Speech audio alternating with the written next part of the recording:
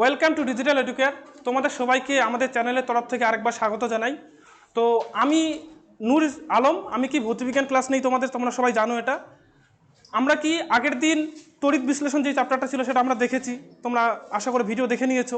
এখন আমাদের আজকে থেকে যে টপিকটা আমরা শুরু করছি সেটা কি আমাদের 8-এর 4 নম্বর চ্যাপ্টারের নাম কি বলছে দেখো, পরীক্ষাগার ও রাসায়নিক শিল্পে অজৈব রসায়ন।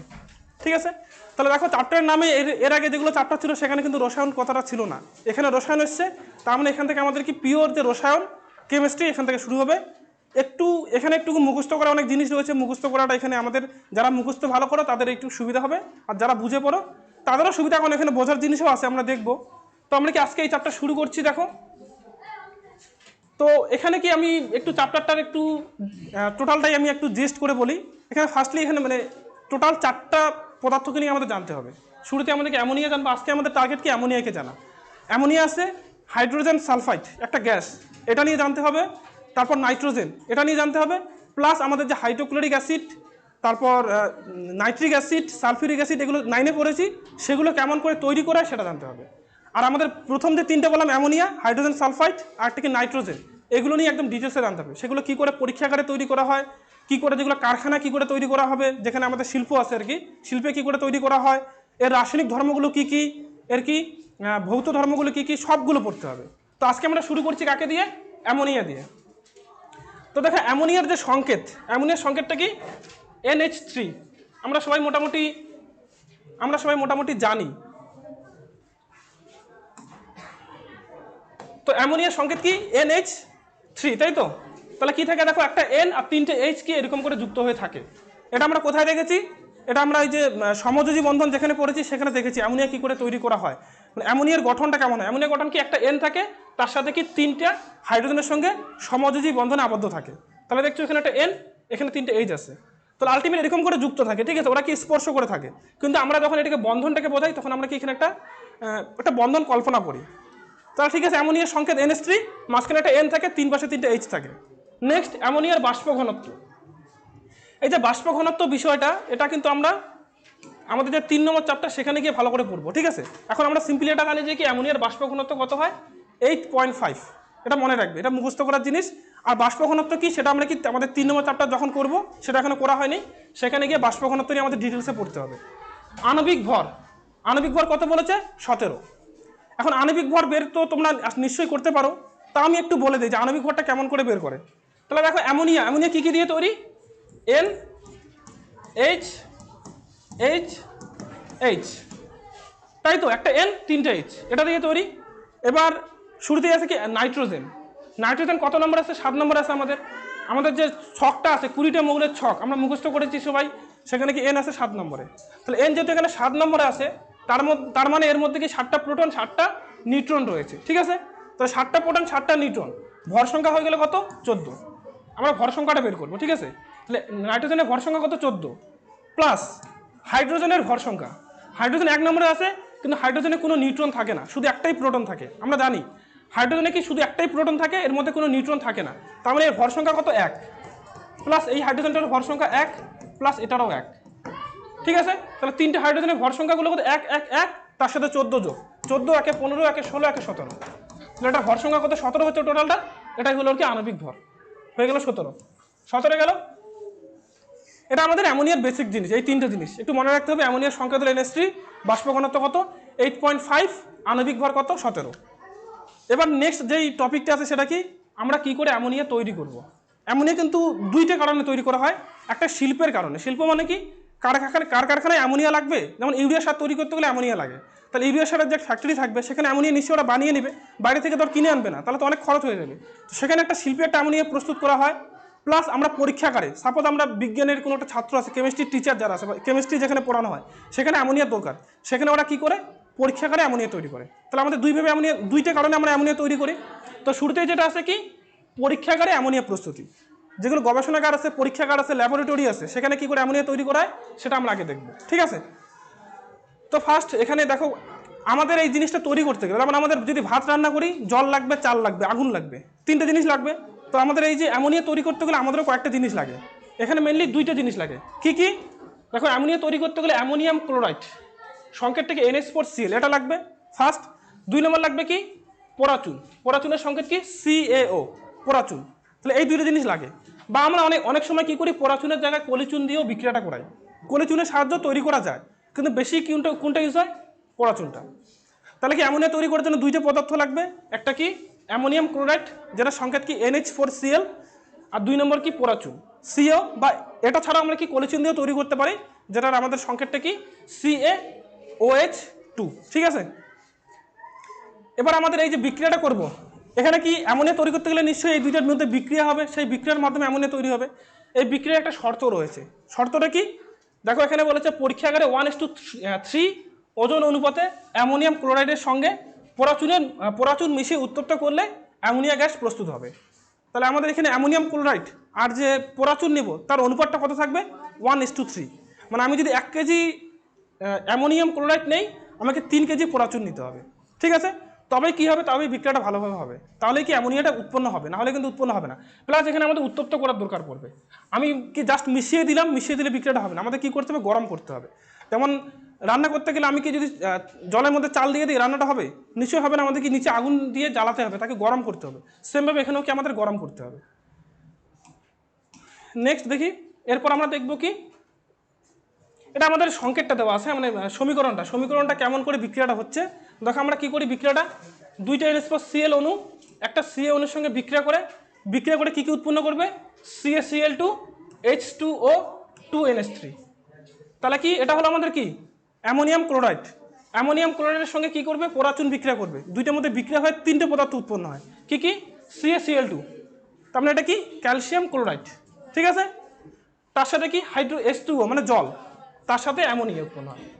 এবার তোমরা যদি এখানে দেখো যে প্রত্যেকটা যে আমাদের পরমাণু আছে সবগুলোকে দেখো দুই পাশে কি সমান পরিমাণে থাকবে, এটাকে বলা হয় সমতা বিধান করা। দুই পাশে দেখো নাইট্রোজেন দুই পাশে একই আছে, এখানে নাইট্রোজেন কয়টা আছে, 2টা আছে, দেখো 2টা আছে, এই পাশে কয়টা আছে, এই পাশেও 2টা আছে। ঠিক আছে, নেক্সট দেখি কি হাইড্রোজেন, এখানে কয়টা আছে, 4টা, 2 4 দুগুণে 8টা আছে, কিন্তু এখানে দেখো এখানে 2 আছে, এখানে 4 আছে, 4 দুগুণে গুণ করে এখানে লিখতে হবে। তাহলে হাইড্রোজেন কয়টা আছে, 8টা আছে। এই পাশে দেখি কয়টা আছে, এখানে 2টা, এখানে 3 দুগুণে 6টা, তাহলে 6 2 8টা, তাহলে এই পাশেও 8টা, এই পাশেও 8টা গেল। নেক্সট কি আছে, Cl কয়টা আছে, এখানে 2টা, এখানেও 2টা আছে।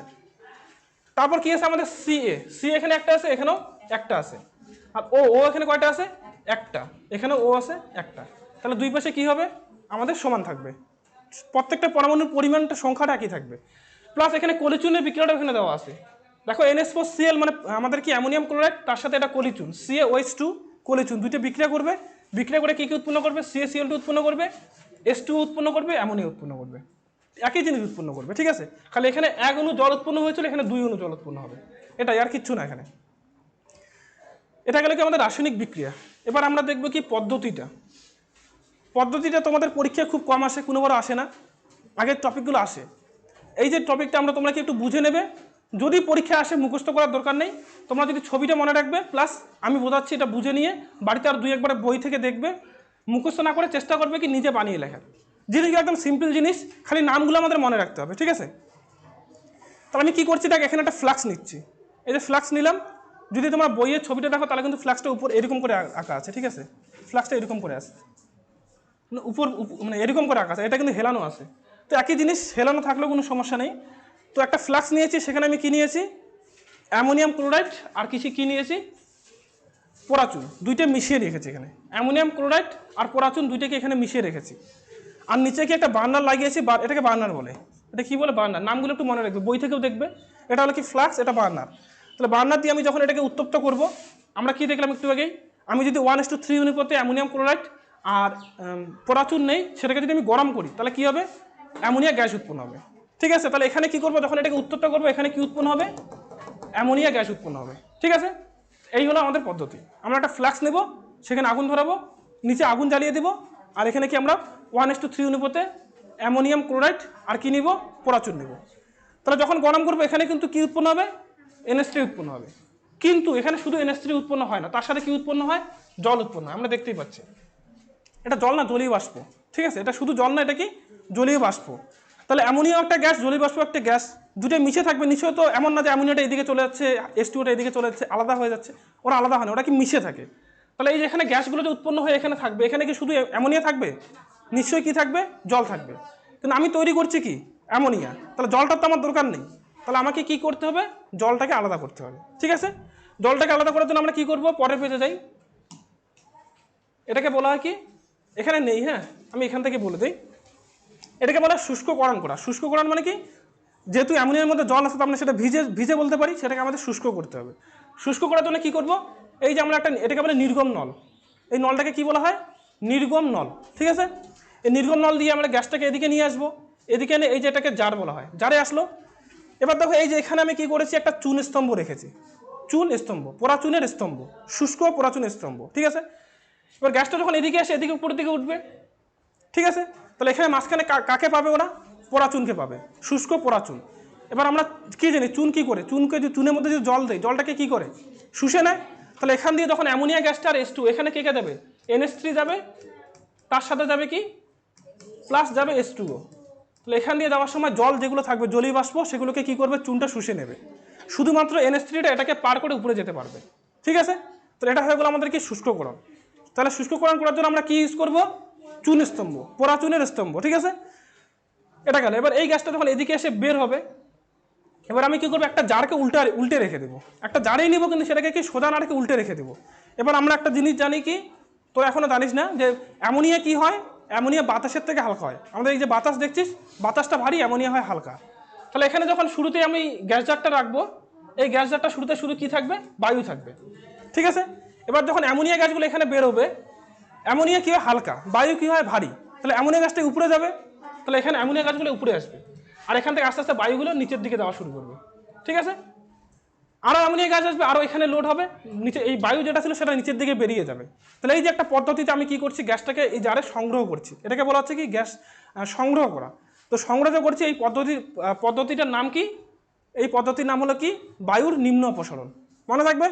তাহলে গ্যাসটা যে সংগ্রহ করছি, এটা কোন পদ্ধতিতে করছি? বায়ুর নিম্ন অপসারণ দ্বারা। কেন নিম্ন অপসারণ? কারণ বায়ুটা কি নিচের দিকে নেমে যাচ্ছে সবসময়ের জন্য।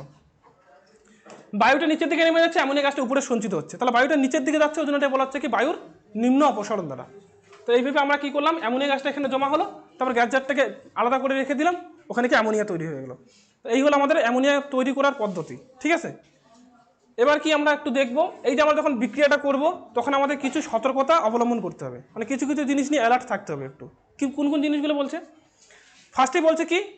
বিক্রিয়কগুলি কঠিন অবস্থা থাকায় ভালোভাবে গুঁড়ো করে ব্যবহার করা উচিত, যাতে বিক্রিয়ার জন্য বেশি পরিমাণে পৃষ্ঠতল পায়।